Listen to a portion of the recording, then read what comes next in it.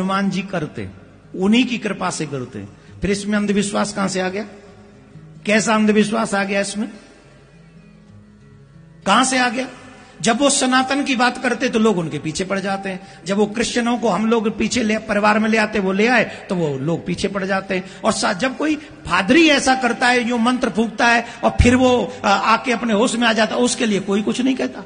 कोई मौलवी जाके तमाम उल्टे सीधे बातें करता रहता है और जन क्या करता है, उसके लिए कोई अंधविश्वास नहीं कहता। लेकिन जब सनातनी कोई करे तो पता नहीं कहां से लोग अंधविश्वास का नाम लेकर उसका निशाना बनाकर उसे बदनाम करने की प्लानिंग करते। नमस्ते, मैं हूं संजय दीक्षित और आप देख रहे हैं दी जयपुर डायलॉग्स। आरंभ करने से पूर्व आप सभी को याद दिला दूं कि आपको इस वीडियो को शेयर करना है, लाइक करना है और आपको हमें सहयोग भी करना है, सब्सक्राइब भी करना है। बात करते हैं चमत्कार की। तो ये कहा जा रहा है कि आपकी बागेश्वर धाम सरकार जो है वो चमत्कार का दावा करते हैं। चमत्कार का दावा नहीं कर रहे हैं, वो तो साक्षात चमत्कार हैं। कितना बड़ा चमत्कार कर दिया उन्होंने कि ये सारे के सारे मिशनरी, सारे के सारे मुल्ले और ये सारे के सारे लेफ्ट, लिबरल, मार्क्सिस्ट जितने भी हैं पंचमक्कार तत्व, ये सारे के सारे पंचमक्कार तत्व एक तरफ और पूरा सनातन हिंदू समाज एक तरफ। ये चमत्कार नहीं है क्या? ये तो घोर चमत्कार है, क्योंकि ऐसा माना जाता है, बल्कि ऐसा देखा गया है, शताब्दियों से देखा गया है, सहस्राब्दियों से देखा गया है कि हिंदू समाज कभी एक होता ही नहीं। लेकिन बागेश्वर धाम वालों ने सबको एक कर दिया। इक्के दुक्के जो चमचे टाइप के लोग हैं और जो जैसे एक वो तथाकथित शंकराचार्य हैं ज्योतिष पीठ के, यानी कि बद्रीनाथ धाम के, वो तथाकथित इसलिए है क्योंकि उनकी जो गद्दी है वो कांग्रेसी स्वरूपानंद सरस्वती, आप बताइए शंकराचार्य जो भी हैं वो भी आजकल पार्टियों से लिंक हो रहे हैं, वो उन कांग्रेसी बाबा के एक प्रकार से जिसको कहें कि कृपा पात्र होके और एक विवादास्पद रूप में उस गद्दी के ऊपर बैठे हैं जिसके ऊपर विवाद चल रहा। और ऐसा व्यक्ति जो है वो जो स्वयं कभी कुछ नहीं कर पाया, वो दूसरे के चमत्कार को क्या समझे? चमत्कार गुरु कृपा है अवश्य बागेश्वर धाम महाराज धीरेन्द्र शास्त्री पर। क्यों? क्योंकि उनके गुरु आज आए सामने। वो भी कौन? जगत गुरु श्री रामभद्राचार्य, तुलसी पीठ चित्रकूट। अब इनको कौन नहीं जानता? जिनको चमत्कार में विश्वास नहीं है वो कृपया साक्षात जगत गुरु रामभद्राचार्य जी के दर्शन कर लीजिए, आपको स्वयं समझ में आ जाएगा कि चमत्कार क्या होता है। ये है रामभद्राचार्य जी जो है वे नेत्रों से विकल हैं, उनके चक्षु नहीं है। लेकिन आपको क्या पता है कि जो पूरा का पूरा जो राम जन्मभूमि का जो मुकदमा लड़ा गया उसमें जगत गुरु रामभद्राचार्य का कितना बड़ा योगदान है। जितने भी प्रमाण शास्त्रों से आए हैं वो सब जगत गुरु रामभद्राचार्य ने दिए। कैसे दिए?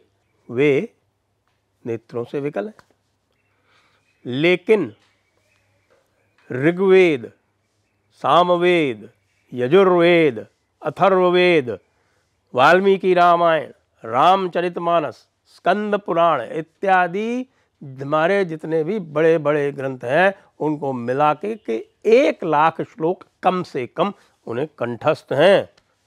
और कंठस्थ ऐसे नहीं है, आप यूं पूछिए और यूं उसका वो रेफरेंस देते हैं। और ये तो पुष्ट हो गया था, सिद्ध हो गया था। कहाँ? माननीय उच्चतम न्यायालय में। ये उच्चतम न्यायालय में जब न्यायाधीश ने पूछा कि कोई ये बता सकता है कि इसका प्रमाण कहाँ है, तो जगत गुरु रामभद्राचार्य ने उठ के बताया। उठ के क्या, वो बैठे हुए थे वहाँ पर, उन्होंने कहा कि हाँ मैं बता सकता हूँ। और उन्होंने बताया कि स्कंद पुराण में इस स्थान पर यहाँ पर ये है, वाल्मीकि रामायण में यहाँ पर ये है। और उनको देखकर पूरे के पूरी न्यायाधीश जो न्याय मंडली थी वो भी इतना चकित हुई। और मैं तो ये कहता हूँ कि यह भी एक चमत्कार था कि रामभद्राचार्य शंकराचार्य जी महाराज के प्रताप से ऐसी मंत्रमुग्ध हुई वो न्यायाधीशों की मंडली कि उनको और कोई विकल्प ही नहीं रहा और उनको राम मंदिर के पक्ष में अपना निर्णय सुनाना पड़ा। यह चमत्कार नहीं तो और क्या है? और चमत्कार चाहिए तो भाई आपको हनुमान जी की शरण में जाना पड़ेगा। क्यों? क्योंकि ये जो कह रहे हैं बागेश्वर धाम वाले, वो यही तो कह रहे हैं कि भाई आप जो भी समस्या लेके आते हैं, मैं तो हनुमान जी का भक्त हूँ, हनुमान जी से जो प्रार्थना करता हूँ वो दे देते हैं। क्योंकि हनुमान जी क्या है? अष्ट सिद्धि नवनिधि के दाता, असबर दीन जानकी माता। क्या है अष्ट सिद्धियाँ? ये सिद्धियाँ प्राप्त करने के लिए तपस्या तो करनी पड़ती है, गुरु का आशीर्वाद भी लेना पड़ता है। और जगत गुरु रामभद्राचार्य क्या कहते हैं बागेश्वर धाम वालों के लिए? कहते हैं कि देखिए, हमारे तुलसी पीठ में दीक्षा देते हैं हमने इस, जो उनके शब्दों में कह रहा हूँ कि मैंने इस लड़के को चुना है और हमारे यहाँ जो चयन की प्रक्रिया है वो बड़ी कठिन है, और उस चयन की प्रक्रिया से जो निकल जाता है वो निश्चित रूप से योग्य होता है। वो भी एक चमत्कार होता है कि हमारी चयन प्रक्रिया से निकल जाए, और उस चयन प्रक्रिया से निकलने के बाद में मैंने इसको श्री राम मंत्र और हनुमत मंत्र इनकी दीक्षा दी है। और ये दीक्षा उनको दी जाती है जो पूरी तरह से सत्य भाषण करें, एक अपने गुरुओं के प्रति समर्पित रहें, उनके प्रति आदर भाव रखें, और तीन सभी स्त्रियों को, बहनों को, माताओं को अपनी माता के समान देखें। ये तीनों गुण इस व्यक्ति में है। यह क्या चमत्कार नहीं है आज के युग में? अब जो मांग रहे हैं चमत्कार, कह रहे भाई आठ सिद्धियां। अरे भाई 8 सिद्धियां दी हुई हैं हनुमान जी ने, जिनको 8 सिद्धियां दी हैं, वो 8 सिद्धियां है क्या? अणिमा, लघिमा, गरिमा, महिमा, फिर निषेत्व। और मैं आपको बताता हूँ, मैंने नोट कर रखी हैं यहाँ पर, मैंने 8 सिद्धियाँ बिल्कुल नोट कर रखी हैं। प्राप्ति, पराक्राम्य, ईशित्व और वशित्व, ये 8 सिद्धियाँ हनुमान जी की कृपा से मिलती हैं। हनुमत मंत्र जिसको प्राप्त है उसको ये सिद्धियाँ प्राप्त हैं। मैंने तो प्रत्यक्ष देखा है, कई लोग जो हैं कुछ इस प्रकार के मंत्र सिद्ध कर लेते हैं। बहुत एक आसान सा मंत्र है, मैं बताता हूँ आपको, यद्यपि उसका प्रयोग नहीं करना चाहिए, तंत्र में लोग करते हैं और उसका उनको कुफल प्राप्त होता है, क्योंकि उसका फिर वो दुरुपयोग करते हैं। जब दुरुपयोग करते हैं तो फिर उसका फल उनको उल्टा मिलता है। एक कर्ण पिशाचिनी मंत्र है, और उस कर्ण पिशाचिनी मंत्र को सिद्ध हुए हुए मैंने स्वयं देखा है। लोग, एक व्यक्ति हैं हमारे जयपुर में ही है, कर्ण पिशाचिनी सिद्ध है। उनको अपने कमरे में बैठाल के आपको कहेंगे कि साहब आप लीजिए और इस कागज़ पे कुछ लिखिए, अपनी जेब में रख लीजिए, और जो भी आप अपने कागज़ पे लिख के और जेब में रखेंगे वो बता देंगे कि साहब इसमें क्या लिखा है। उस कमरे के बाहर उनसे कुछ नहीं होता। क्यों? कर्ण पिशाचिनी सिद्ध कर रखी है। वो कर्ण पिशाचिनी का जो आह्वान करते हैं उसको सिद्ध करते हैं, जाके शमशान में उसकी सिद्धि होती है।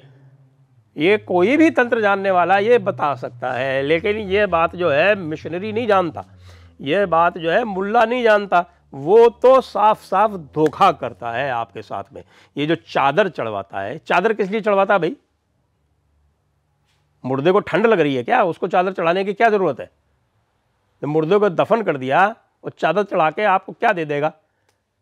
जबकि साफ साफ पता है कि ये जो कोई भी सूफी जिसकी बाजार बनी हुई है, जिसको अंदर दफनाया गया हुआ है, वो अगर उससे कुछ भी मांगोगे तो वो सिर्फ हिदायत दे सकता है यही, अगर उसका अल्लाह ताला में विश्वास है, श्रद्धा है, बिलीफ है, ईमान है, तो वो हिदायत के अलावा कुछ नहीं दे सकता। हिदायत का मतलब क्या होता है पता है आपको?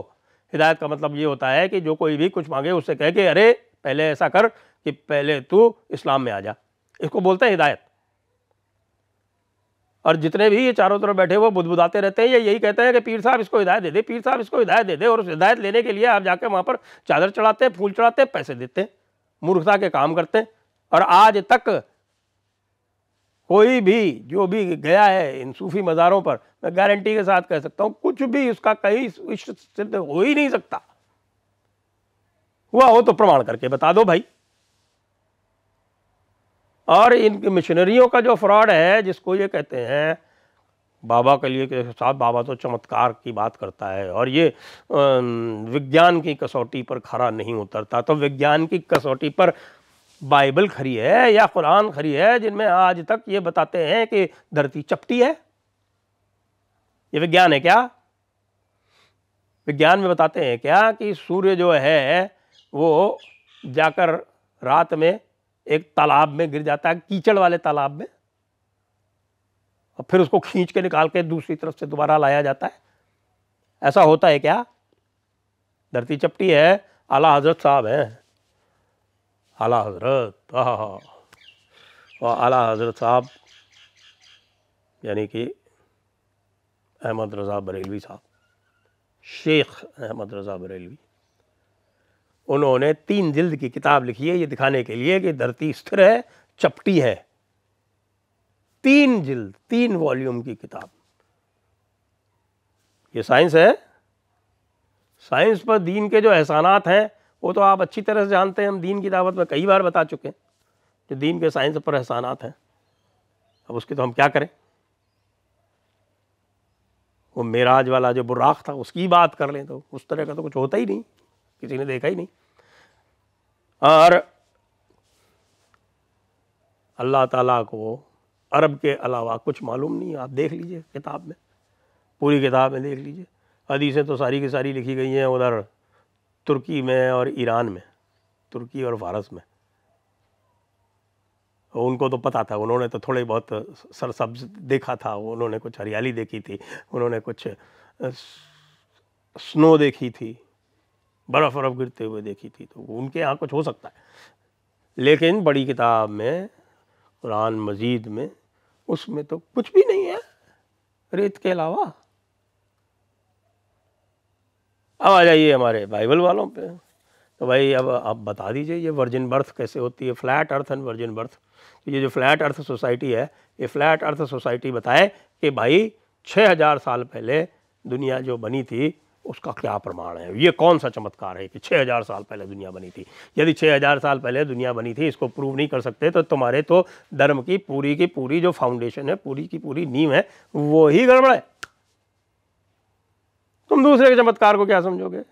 ऐसा करो भाई, यही आप हनुमान जी की सारे के सारे लोग आराधना करो, हनुमान जी की शरण में आ जाओ, क्योंकि भूत पिशाच निकट नहीं आवे, महावीर जब नाम सुनावे।